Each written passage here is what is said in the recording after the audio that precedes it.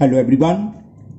Today we will solve from question number 7 of exercise 6C class 8 ICSE में, और ये हम सेलिना पब्लिशर के आर.के. बंसल राइटर की जो बुक है उसको सॉल्व कर रहे हैं। इससे पहले कि जितनी भी एक्सरसाइज जितनी हमने वीडियो बनाई उन सबका लिंक मैं नीचे डिस्क्रिप्शन बॉक्स में दे दूंगा। अगर इससे पहले आपको कोई प्रॉब्लम है तो आप वहां से चेक कर सकते हैं। नाउ क्वेश्चन 7 इज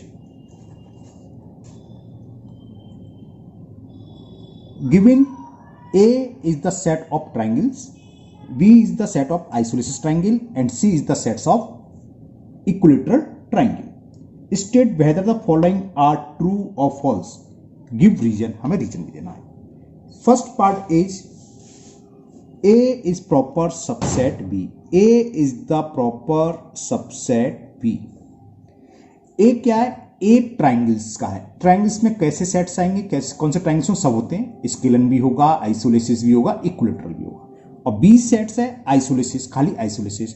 तो ये क्या है? A is the proper subset. Proper subset क्या होते हैं? ए के सारे एलिमेंट्स बी में होने चाहिए और जो ए के एलिमेंट से बी से कम होना चाहिए, जबकि रिवर्स है, बी के सारे एलिमेंट्स ए में होंगे, क्योंकि ए क्या है? ए तो ट्राइंगल से, ट्राइंगल में आएगा आइसो इक्विलेटरल ट्राइंगल भी होगा, स्केलन ट्राइंगल होगा, जो कि बी में नहीं होंगे। बात समझ में आ रहा है ना? ए क्या है? Set of triangle. ट्राइंगल में स्केलन भी होंगे, आइसोलेसिस भी होंगे, इक्विलेटरल भी। अब जब स्केलन ट्राइंगल है वो आइसोलेसिस में आएगा नहीं, और प्रॉपर सबसेट्स क्या होता है? ए के सारे एलिमेंट्स बी में होना चाहिए, तो ये होगा नहीं। इसका रिवर्स ट्रू होता, तो इट इज फॉल्स।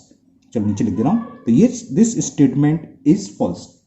रीजन लिखोगे ट्राइंगल्स और ये आइसोलेशन लिख देते हैं, ट्राइंगल्स हैं सारे और ट्राइंगल्स आइसोलेसिस ट्राइंगल में क्या होगा? स्केलन और इक्विलेटरल ट्राइंगल नहीं आएंगे, ये रीजन आ जाएगा।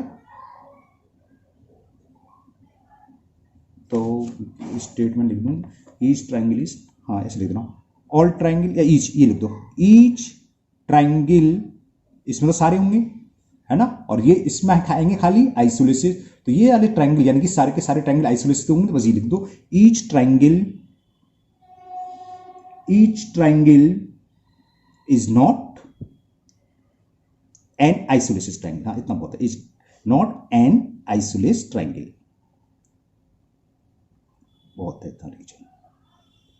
ये समझ में आ गया ना? सेकंड पार्ट देखते हैं, सेकंड पार्ट में क्या प्रूव करवाया है, सॉरी पूछा है। B इज द सबसेट, ये तो प्रॉपर सेट कहलाता बताया था, और नीचे अगर इक्वल का साइन और लगाओ ये तो subset. B is the subset of A, ये ट्रू है। क्यों? B आइसोलेसिस ट्राइंगल, इस जो सबसेट्स क्या होता है, इसके सारे एलिमेंट्स इसमें आने चाहिए, ट्राइंगल्स में आएंगे भी, ट्राइंगल्स सारे आइसोलेसिस होंगे, तो it is true. This statement is true. तो सेकंड का हो गया ट्रू। कॉज क्या लिखोगे कि B all elements of B belongs to A, और ऐसे ना लिख के लिख दोगे all isosceles triangle is triangle. Isosceles triangle तो ट्राइंगल्स होते हैं, तो ये ट्राइंगल्स में आएंगे कि आइसोलेसिस ट्राइंगल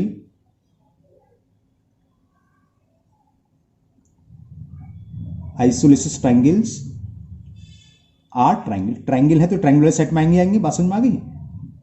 बस इतना ही बहुत है कॉस। थर्ड पार्ट में हमसे पूछा है कि C is the subset of B। C जो है B का सबसेट है।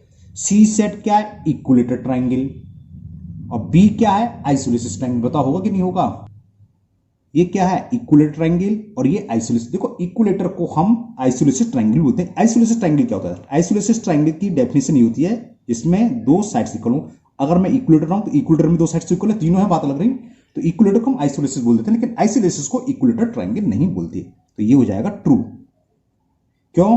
क्योंकि C क्या है? C is the sets of equilateral triangle और B is the set of isosceles triangle. तो इक्विलेटरल ट्राइंगल आइसोलेसिस भी होते हैं, तो ये इसमें बिलोंग्स करेंगे, तो ये क्या हो जाएगा? True. Statement is true. Okay, cause लिखना चाहो तो लिख सकते हो कि ईच इक्विलेटरल ट्राइंगल इज, चलो मैं लिख देता हूं, each equilateral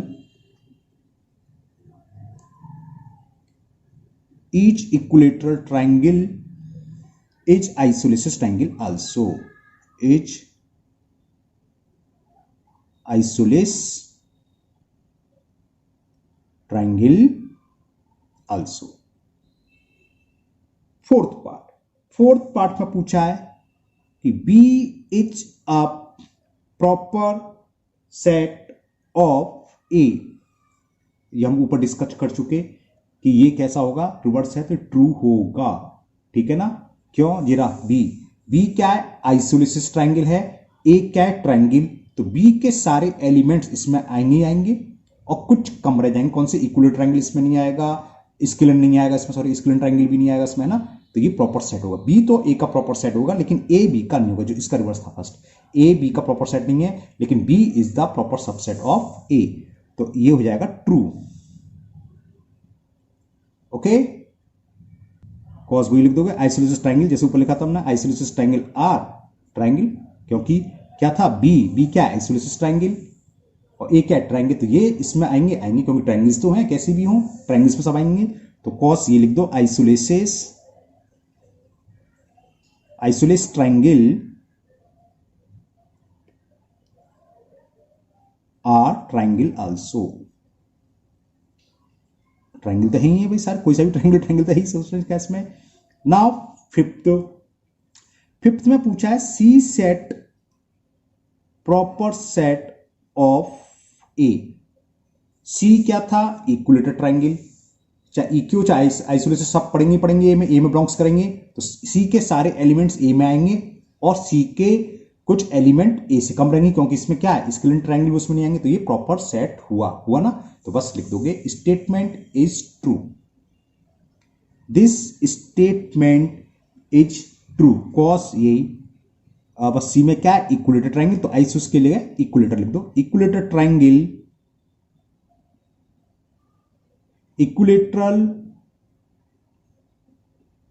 triangles are triangle also, triangle भी है वो तो है ही।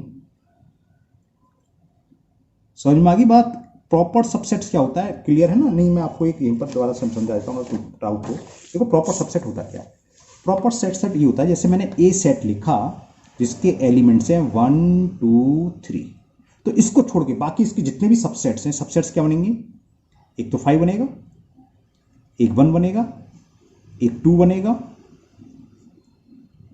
और एक 3 बनेगा, 2 की पावर 3 8 बनेंगे टोटल, फिर 2 2 के ले लो, 1 2 बनेगा और 2 3 और क्या बनेगा 1 3 और एक और बनता है, वो कौन सा, नीचे लिख दे रहा हूं मैं, 1 2 3।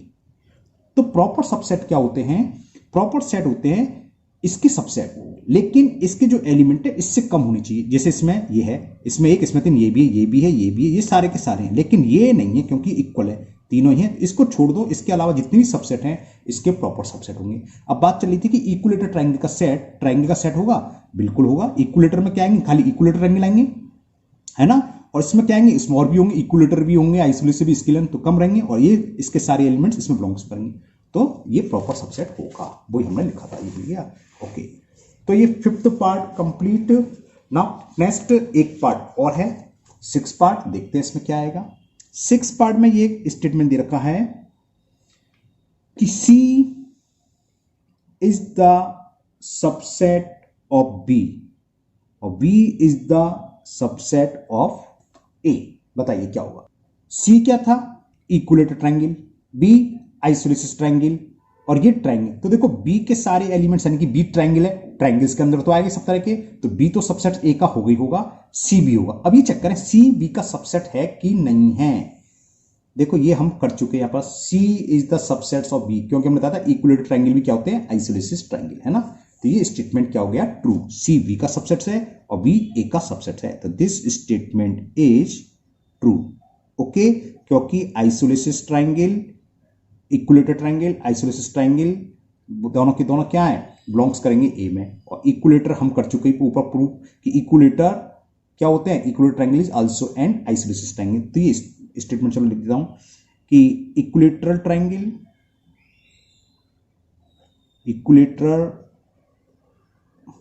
ट्रायंगल्स आर आइसोलेसिस आल्सो, ठीक है ना, आइसोलेसिस ट्रायंगल आल्सो। तो ये इसका सबसेट हो गया।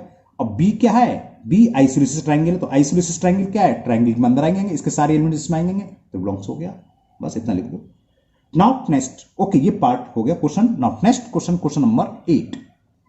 And the question 8 is given A is the set of quadrilateral, B is the sets of rectangle, C is the set of square and D is the sets of rhombus. ठीक है, तो state given region whether the following are true or false, ये हमें बताना है. First part है B is proper set of C,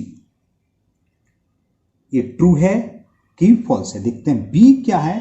B है sets of rectangle का, ठीक है ना, और A है क्वाड्रिलेटर का, हम सही सॉरी, और C है स्क्वायर का सेट्स. तो B प्रॉपर सबसेट्स होगा C का कि नहीं होगा, ये बताना है. प्रॉपर सेट्स क्या होता है, अगर B प्रॉपर सबसेट C का कब होगा, जब B के सारे एलिमेंट्स C में हो, C के सारे एलिमेंट्स ना हो, यानी कि C का कुछ ना कुछ एलिमेंट्स एक्स्ट्रा होने चाहिए, B से ज्यादा होने चाहिए, तो होता है. अब B क्या है, B है सेट्स ऑफ रेक्टेंगल और C है स्क्वायर. तो स्क्वायर में तो सारे स्क्वायर आएंगे, और rectangle is not a square. Square तो रेक्टेंगल कह सकते हैं, लेकिन रेक्टेंगल को स्क्वायर नहीं बोलते. क्यों? क्योंकि हमें पता है रेक्टेंगल में क्या होती हैं, अपोजिट साइड्स आर इक्वल, और B किसमें होना चाहिए, C, और C कैसा है, C is the sets of square, और C क्या होगा, जिसकी चारों साइड्स इक्वल हो. तो ये हो गया false. B is not proper set of C. समझ में आ गया ना. B रेक्टेंगल का सेट है, C स्क्वायर का है. तो क्या रेक्टेंगल स्क्वायर में आएंगे, रेक्टेंगल स्क्वायर में नहीं आते, स्क्वायर रेक्टेंगल में आ जाते हैं. ठीक है ना. तो लिखना चाहो लिख सकते हो, rectangle is not a square. Cause लिखना ना, बिकॉज रेक्टेंगल, जब रेक्टेंगल स्क्वायर नहीं है तो ये इस सेट्स में आएंगी नहीं, और जबकि B के सारे एलिमेंट C में होने चाहिए, इसलिए फॉल्स हो गया. Rectangle is not a square, ऐसे लिख दो. Now second part. In second part, D is the proper sets of B. जैसे B का C में का D करना है. D क्या है, रोम्बस का, और B है रेक्टेंगल. D क्या है, D is the sets of rhombus. Rhombus क्या होता है, जिसके चारों साइड्स इक्वल हों, ठीक है, और रेक्टेंगल क्या होता है, जिसकी अपोजिट साइड्स इक्वल हों. तो क्या D रोम्बस क्या रेक्टेंगल होते हैं, नहीं होते. तो D के कोई भी एलिमेंट B में नहीं होगा, तो ये भी क्या होगा, फॉल्स. कॉज ये लिख दोगे, rhombus is not a rectangle. क्यों नहीं है, because rhombus is not a rectangle. Third part इसका, थर्ड पार्ट में हमें दे रखा है C is the subsets of B and V is the subset of A. पहले C देखें, C क्या है, स्क्वायर, और स्क्वायर रेक्टेंगल में आ रहा है. तो स्क्वायर सब रेक्टेंगल में आएंगे, आएंगे. क्यों, देखो अपोजिट साइड्स इक्वल होती हैं. अभी हम डिस्कस कर रहे थे ऊपर कि स्क्वायर को तो हम रेक्टेंगल बोल देते हैं. Rectangle is not a square, क्योंकि रेक्टेंगल की डेफिनेशन क्या, अपोजिट साइड्स आर इक्वल. अब स्क्वायर में देखो अपोजिट साइड्स इक्वल हैं, तो स्क्वायर इज द रेक्टेंगल, लेकिन रेक्टेंगल स्क्वायर नहीं होता. तो स्क्वायर C क्या है, सेट्स ऑफ स्क्वायर, और V है रेक्टेंगल. तो ये एलिमेंट इसमें होंगे, क्योंकि स्क्वायर इज अ रेक्टेंगल. अब B सबसेट्स A का है कि नहीं, देखते हैं. B रेक्टेंगल है और एक क्वाड्रिलेटर, ये तो जानते हैं. कोई सा भी क्वाड्रिलेटर हो, रेक्टेंगल हो, स्क्वायर हो, रोम्बस, ये सबके सब सबसेट्स होंगे क्वाड्रिलेटर के. कोई ये सारे के सारे क्वाड्रिलेटर, क्वाड्रिलेटर की सिंपल सी साइड्स, सिंपल सी डेफिनेशन, कोई कैसा पॉलीगन जिसकी 4 साइड्स हो, इन सब में 4 साइड्स होती है, क्वाड्रिलेटर होगा. तो ये ट्रू है. This statement is true. Cause लिखना चाहते हो लिख सकते हो, रेक्टेंगल इज अ, C किसका सेट था, C इज द स्क्वायर था, square is a rectangle, square is a rectangle. और क्या लिखोगे, B सबसेट्स A और rectangle is the quadrilateral. Square and rectangle are quadrilateral, ये दोनों इसके भी तो हैं. तो ये लिख दो, and square and rectangle, square and rectangles are quadrilateral. ये तो क्वाड्रिलेटर होते हैं, सीधी बात है. क्वाड्रिलेटर क्या होते हैं, कोई भी ऐसा पॉलीगन जिसकी 4 साइड्स हो, चाहे वो स्क्वायर हो, चाहे पैराग्राम हो, चाहे रोम्बस हो, trapezium, all are quadrilateral. Now fourth part देखते हैं. फोर्थ पार्ट में पूछा है D is proper set of A. D क्या है, रोम्बस, और A क्वाड्रिलेटर. ये तो ऊपर किया भाई, रोम्बस तो सारे के सारे क्वाड्रिलेटर है, तो इसके सारे एलिमेंट्स ए में होंगे और एक के सारे एलिमेंट्स डी में नहीं होंगे, तो D is the proper set of A, it is true. तो फोर्थ भी ट्रू हो गया। ट्रू कॉस क्या लिखोगे, डी क्या, तो rhombus, rhombus are quadrilateral, rhombuses लिख देना, फिर आ लिखा तो रोम्बसेस आर क्वाड्रिलेटरल, क्वाड्रिलेटरल, ये इसका कॉज हो गया।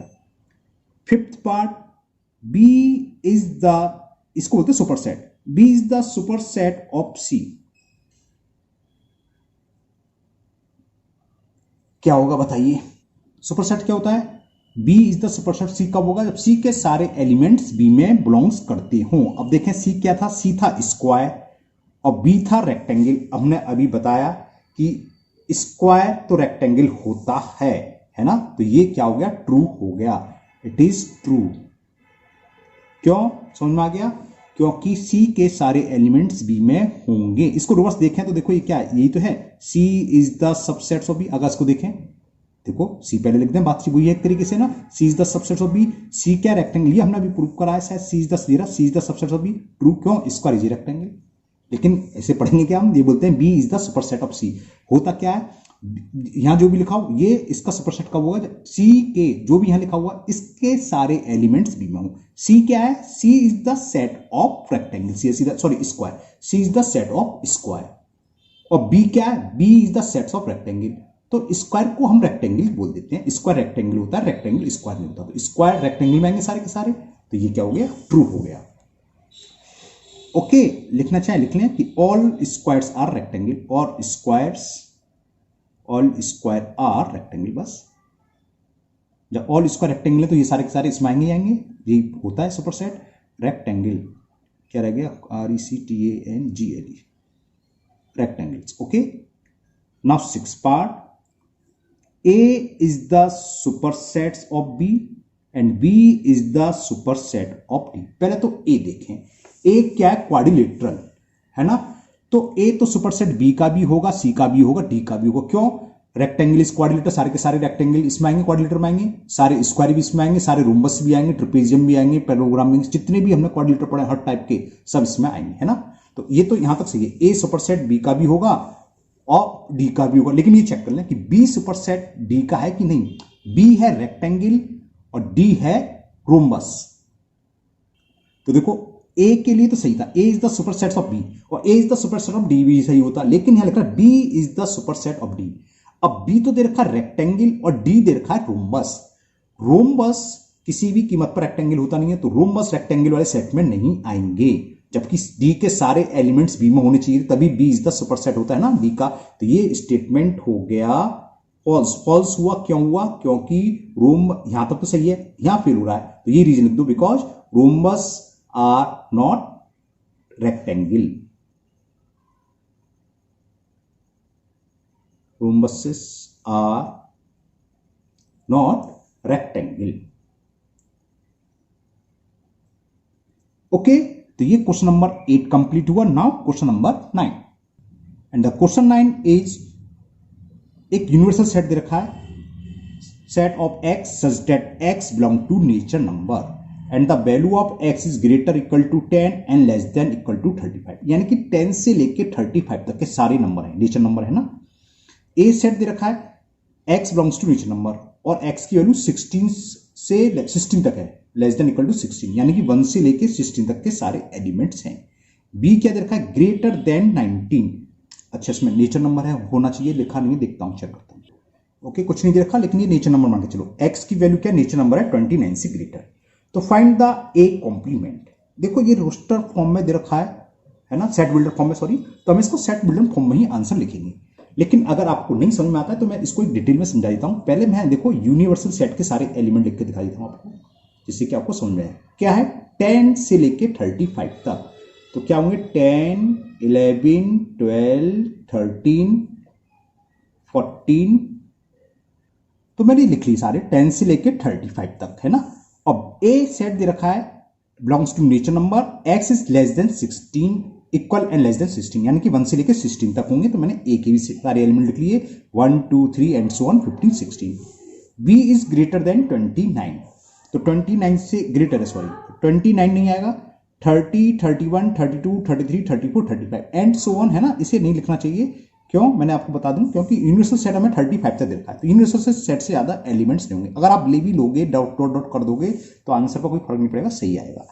अब यहां देखो ए कॉम्प्लीमेंट, तो ए कॉम्प्लीमेंट क्या होगा, कॉम्प्लीमेंट सेट्स क्या होते हैं, यूनिवर्सल सेट में से उन एलिमेंट को हटा दीजिए जो सेट्स ए में हो। तो सेट्स ए में कौन से हैं, 1 2 3 4 5 6 7 16, तो 16 तक के हटा दें तो कौन से बचेंगे, 17 से लेके 35 तक। समझ में आ रहा है, क्योंकि u माइनस ए कॉम्प्लीमेंट क्या होता है, ए कॉम्प्लीमेंट होता है यूनिवर्सल सेट माइनस सेट ए। यूनिवर्सल सेट में से ए एलिमेंट्स में जितने भी हैं सेट्स ए में, उन सबको हटा दो, 1 2 3 1 से लेके 16 तक तो हटा दो, तो क्या बचेगा 17 से लेके 35 तक। तो अगर इसमें कहा होता सेट बिल्डर फॉर्म में लिखना है तो हम सब लिखते टेबुलर फॉर्म में, रोस्टर फॉर्म में 70 से लेके 35 तक, लेकिन यहां में क्या दे रखा है, सेट बिल्डर फॉर्म दे रखी है। तो सेट बिल्डर फॉर्म में ए डैश क्या आएंगे, ए डैश में जो एलिमेंट्स आएंगे वो लिख दो, कितने आ रहे हैं, 17 से लेकर 35 तक। तो ये आप लिख दोगे क्या, x belongs to nature number, कौन सा सेट होगा, x such that x belongs to nature number, और कैसा, सच दैट नेचर नंबर कौन से होंगे, x की जो वैल्यू होगी 17 है और लेस देन इक्वल टू 35। समझ में आ गया ना, ये इसको ऐसे लिखेंगे, क्लियर। ये तो दिखा था A x belongs to n such that x less than equal to 16, तो ए कॉम्प्लीमेंट क्या होगा, x belongs to n such that x की वैल्यू क्या होगी, 17 के इक्वल होगी और 35 less than equal to 35। Clear. एक और समझो, बी कॉम्प्लीमेंट, अब समझ में आया, बी कॉम्प्लीमेंट क्या होगा, यूनिवर्सल सेट में से इन सबको हटा दें, तो 30 से 35 तक हट जाएंगे, तो और ये कहां से स्टार्ट हो, 10 से, तो 10 से लेके कहां तक होंगे, 29 तक, क्योंकि ये तो सब हट जाएंगे, 30 31 32 ये सब हटा देंगे यूनिवर्सल सेट में से। तो कितने में से, 10 से लेके 29 तक, तो 10 से 29 तक आ जाएगा। क्या लिखोगे, x की वैल्यू क्या होगी, greater and equal to 10 and less than equal to 29, ऐसे लिख दोगे बस। ये बी पार्ट हो गया, x सच डेट, ये हो गया, ये सेट बिल्डर फॉर्म हो गई। बी का क्या होगा, x such that the value of x is greater equal to 10 and less than equal to 29। हाँ, अगर इसको कहा था कि आप इसको टेबुलर फॉर्म में लिखो तो सब उतारने पड़ते, 10 11 12 13 14 15 16 एंड 17 18 19 कहां तक, अप टू 29 तक, तो इसको हमें सेट बिल्डर फॉर्म में लिखते हैं। Now next question, question number 10। Now question number 10, universal set दे रखा मैं, x belongs to z, z for integers, where the value of x is greater than -6 and less than equal to 6, यानी कि -5 -4। अगर मैं यूनिवर्सल सेट लिखूं, चलो लिख दूं सोल्यूशन में, क्योंकि ये तो ज्यादा बड़ा नहीं है, आ जाएंगे। तो यूनिवर्सल सेट्स की अगर हम टेबुलर फॉर्म लिखें तो क्या होगी, -6 से बड़ा इंटीजर्स क्या होता है, -5 -4 -3 -2 -1 0 1 2 3 4 5 एंड 6। क्यों, क्योंकि ये इक्वल का साइन लगा, 6 लेना। एन क्या है, nature number sets, N is non negative number, non negative number है, तो यानी कि नॉन नेगेटिव में कौन कौन से आते हैं, जीरो भी आता है, zero neither negative nor positive, है ना। तो हम 0 लेंगे, 1 लेंगे, 2 लेंगे, 3 लेंगे, 4 लेंगे, 5 लेंगे और 6 नेचर नंबर होगा ये, मतलब नॉन नेगेटिव नंबर, नेगेटिव हटा दो जो बचे। पी दे रखा है इज नॉन पॉजिटिव, पी में हमें लेने हैं नॉन पॉजिटिव, यानी कि ये सारे ले लो। नेगेटिव कौन कौन से हैं, -5 -4 -3 -2 -1 एंड 0। अब पूछा है एन डैश, तो एन डैश क्या होता है, u minus N, universal set में से एन वाले एलिमेंट को हटा दो, 0 तक के हटा दें, तो क्या होगा, -4 -3 -3 -5 -4 -3 -2 -1 ये होंगे। तो इसमें क्या आ गए, नॉन नेगेटिव, कुछ गलत लिख दिया मैंने, नॉन नेगेटिव का सेट है, हाँ एन डैश है तो नेगेटिव आएंगे, सॉरी, -5 -4 -3 -2 -1 ये हो गया, एन डैश की वैल्यू ये आ गई। ओके, और अगर हम इसको सेट बिल्डर फॉर्म में लिखें तो एन डैश क्या होगा, N dash is the sets of N, ठीक है, और क्या होगा, ये वैल्यू है सच दैट n की वैल्यू -5 ले लेता हूं, -5 से ग्रेटर है और लेस देन इक्वल टू -1, बस ऐसे लिख देंगे। क्लियर। अब है पी डैश पूछा है, सेकंड पार्ट, इसे बोलते हैं P dash complement of N complement, इसे पी कॉम्प्लीमेंट। तो कॉम्प्लीमेंट ऑफ पी क्या होगा, universal minus P, universal set में से इस सारे एलिमेंट में से पी के एलिमेंट्स हटा दो, -4 -5 -4 -3 -2 -1 0, यहां से यहां तक हटा दिए तो क्या बचा 1 2 3 4 5 6। तो पी डैश की जो वैल्यू होगी यानी कि पी कॉम्प्लीमेंट सेट्स क्या होगा 1 2 3 4 5 6, it is the answer of P dash 1 2 3 4 5 6। हाँ, अगर हम इसको सेट बिल्डर फॉर्म में लिखा जाए तो लिखोगे P complement is the sets of X such that X, बस इसी जरूरत नहीं है, X is greater than equal to 1, इसलिए तो ग्रेटर इक्वल टू 1 और लेस देन इक्वल टू 6, बस ना लिख दो, हो गया। इसको सेटिस्फाई कर रहा है ये सारे एलिमेंट्स। मैंने दोनों फॉर्म लिख दी, ये टेबुलर फॉर्म, ये set builder form. Now next question number 11, and the question 11 is let M is the sets of letter of the word real and sets of n is letter of the word layer LARE। ठीक, तो write the sets M and N in roster form, ये लिख रहा है in roster form यानी कि tabular form, and state whether, चलो ये बाद में डिस्कस करेंगे, पहले तो हम M और N को टेबुलर फॉर्म में लिखते हैं। तो tabular form of sets M क्या होगी, M क्या है, sets of letter real REAL, तो स्मॉल में लिखेंगे R, E, A, ये आंसर हो गया, रोस्टर फॉर्म होगी सेट M की। सेट N क्या दे रखा था, letter of the word layer LARE, तो स्मॉल में लिखते हैं LARE, ये इसकी होगी। ठीक है, फिर पूछा M N roster form, state whether first M is subset of N, yes, क्यों, देखो M के सारे एलिमेंट N में हैं, R भी है, E भी है, A भी है, और ये इक्वल सेट्स भी सभी तो सेम है, देखो REAL, तो ये होगा यस ट्रू। रीजन तो नहीं पूछे, दिख रहा था स्टेट वेदर बस, ओके। तो दिस स्टेटमेंट इज ट्रू, समझ में आ गया क्यों, अगर रीजन पूछता लिख देते all elements of sets M belongs to N, M के सारे एलिमेंट्स N में हैं, वही सबसेट कहलाता है। Second, N is the subset M, बिल्कुल होगा, अगर दो इक्वल सेट्स हैं तो इक्वल सेट्स इक्वली तो हैं, देखो REAL सेम एलिमेंट्स होते हैं तो इक्वल होते हैं, और सेम ना हो, नंबर ऑफ एलिमेंट्स सेम हो, मतलब 4 कार्डिनल नंबर से बोलते हैं, तो वो कहलाते हैं इक्विवेलेंट। यहां पर क्या है, एलिमेंट भी सेम है, देखो REAL, इसमें भी है REAL। तो जब दो सेट्स इक्वल हों तो दोनों आपस में एक दूसरे के सबसेट होते हैं, तो N is subsets of M, बिल्कुल होगा, हमने भी बताया इक्वल सेट्स आपस में सबसेट होते हैं। थर्ड,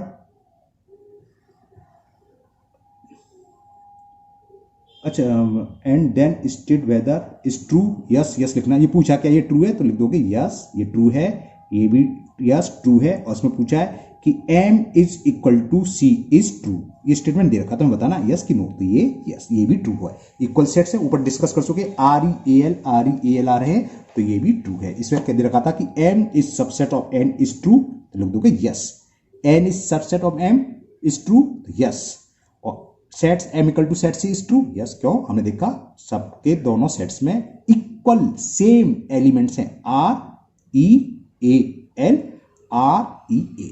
तो ये एक्सरसाइज 6C आपकी कंप्लीट हुई, और मुझे उम्मीद है आपको ये समझ में भी आ गई होगी। फिर भी अगर आपको किसी भी क्वेश्चन में कोई डाउट या कोई प्रॉब्लम है तो आप कमेंट बॉक्स में कमेंट करें, मैं उसको दूर करने की पूरी कोशिश करूंगा, ठीक है ना। मेरा एक नया चैनल और है ICSE मैथ नाम से, जिसका लिंक आपको नीचे डिस्कशन बॉक्स में मिल जाएगा, हो सके तो आप उसको भी सब्सक्राइब करें। फिर मिलते हैं नेक्स्ट वीडियो में, thank you, have a nice day.